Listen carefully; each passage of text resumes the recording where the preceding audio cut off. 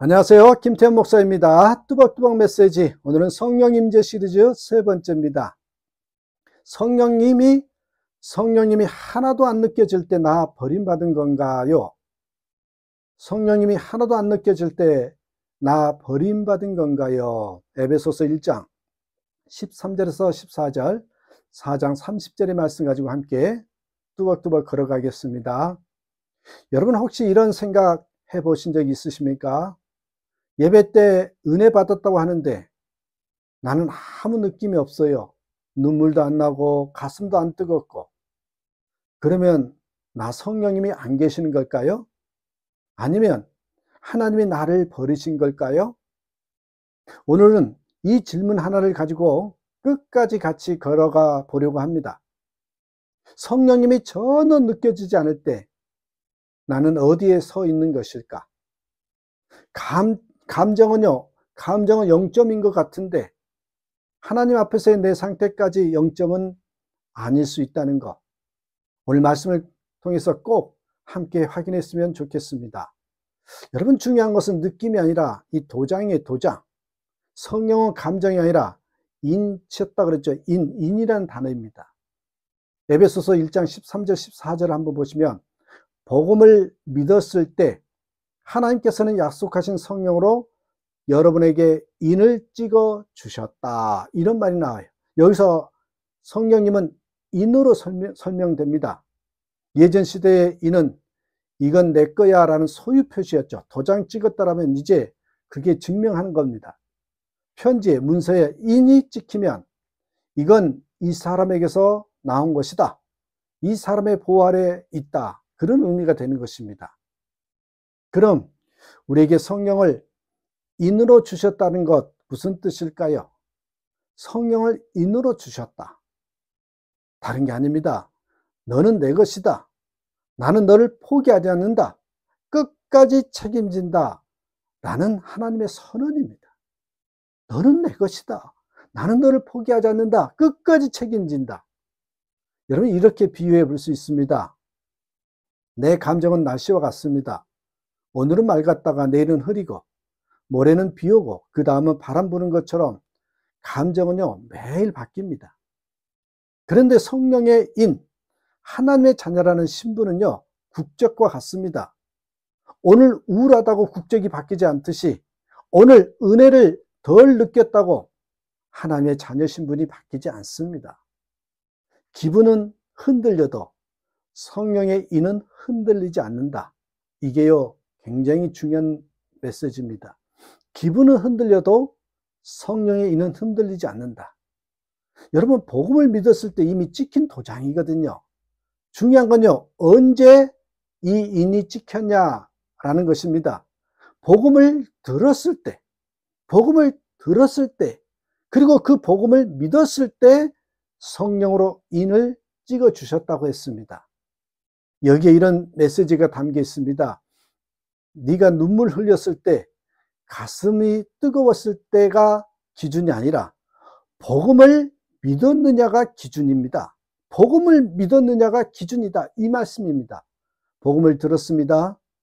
예수님이 나를 위해 십자가에 죽으셨다, 부활하셨다, 나의 주님이시다. 그리고 진심으로 예수님, 제 죄를 용서해 주세요, 제 인생의 주인이 되어 주세요 라고 믿고 고백했다면 그 순간 이 감정의 세기와 상관없이 하나님은요 이미 마음 위에 성령이라는 도장을 찍어 주셨습니다. 내가 그걸 잊어버릴 수는 있어도요 하나님이 다시 지우개로 지워버리지는 않으십니다. 한 가지 예를 들어 볼게요. 어떤 사람이 결혼을 했습니다. 손에는 결혼 반지가 끼어 있습니다. 그런데 관계가 힘들고 서로 대화도 잘 안 되고 감정도 식은 것 같을 때가 있지요. 그때는 나 혼자인 것 같아 라는 그런 느낌이 들 수도 있습니다. 하지만 사실은 어떻죠? 감정이 식어도, 싸운 뒤라 어색해도, 심지어 당장은 보기 싫어도 객관적인 사실 하나는 변하지 않습니다. 이미 결혼했다, 서로에게 사역했고 법적으로도 부부다. 여러분, 우리가 성령 받은 것도 비슷합니다. 하나님과의 관계가 때로 식어 보이고 내가 멀어진 것 같고 하나님이 너무 멀게 느껴질 때도 있어도요, 객관적인 사실 하나는 변하지 않습니다. 그게 뭐예요? 복음을 믿었을 때 하나님이 성령으로 당신에게 인치셨다라는 거예요. 감정은 흔들릴 수 있지만 하나님의 약속은 흔들리지 않습니다. 여러분, 에베소서 4장 30절을 보니까 성령을 슬프게 할 수는 있지만 버리게 만들 수는 없다는 내용이 나와요. 자, 에베소서 4장 30절로 가볼까요? 하나님의 성령을 슬프게 하지 마십시오. 여러분은 그 성령으로 말미암아 구원의 날까지 인을 받은 사람들입니다. 구원의 날까지 인을 받은 사람들. 여기서 흥미로운 건요, 한편으로는 성령을 슬프게 하지 말라라고 말하면서 동시에요, 너희는 이미 성령으로 인을 받았다라고 다시 한번요, 보세요. 신분을 못 박아 준다는 것입니다. 신분을 못 박아 주셔요. 이 말은 이렇게 해석할 수 있습니다. 우리는 성령님을 슬프게 할 수 있습니다. 그러나 성령님을 떠나보내버리게 만들 수는 없습니다. 우리가 죄를 지을 때, 완고하게 고집을 부릴 때, 이 미움과 용서를 거부할 때, 하나님 없이 살아도 괜찮다고 생각할 때 성령님은 당연히 슬퍼하십니다. 그러나 짐 싸서 떠나는 손님이 아닙니다. 그래, 네가 지금 이 길을 고집하는구나. 내가 슬프지만 그래도 너를 포기하지 않을 거야. 기회가 올 때 다시 돌이키게 하겠다. 이렇게 말씀하시는 거예요. 성령님은 언약의 동행자로 우리 안에 거하십니다. 기분 상했다고 계약 파기하고 나가버리는 분이 아닙니다. 누군가 이렇게 말했습니다. 성령님은 연인처럼 쉽게 헤어지자고 말하는 분이 아니라 아버지처럼 끝까지 기다리는 분이다. 연인처럼 쉽게 헤어지자고 말하는 분이 아니라 아버지처럼, 어머니처럼 끝까지 기다리는 분이시래요. 자녀가 집을 나가도 아버지는 그 자녀를 부인하지 않습니다. 속이 터질 때도 있지만, 마음이 아플 때도 있지만, 그래도 내 아들, 내 딸이라고 부르기를 멈추지 않습니다. 성령님도 그렇습니다. 우리가 멀리 가 있으면 슬퍼하시고 죄 속에 오래 있으면 아파하시고, 그러나 우리를 버리지는 않으십니다. 그렇습니다, 여러분. 여기까지 정리하면 이런 결론에 이르게 됩니다. 성령님의 임재는 감정의 높낮이보다 하나님의 약속에 의해 보장된다.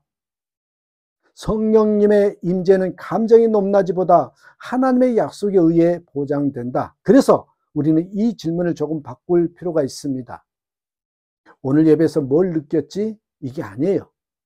오늘 예배에서 뭘 느꼈지? 이게 중요한 게 아니고, 오늘 예배에서 하나님이 나에게 뭐라고 말씀하셨지? 어떤 약속을 다시 기억하게 하셨지?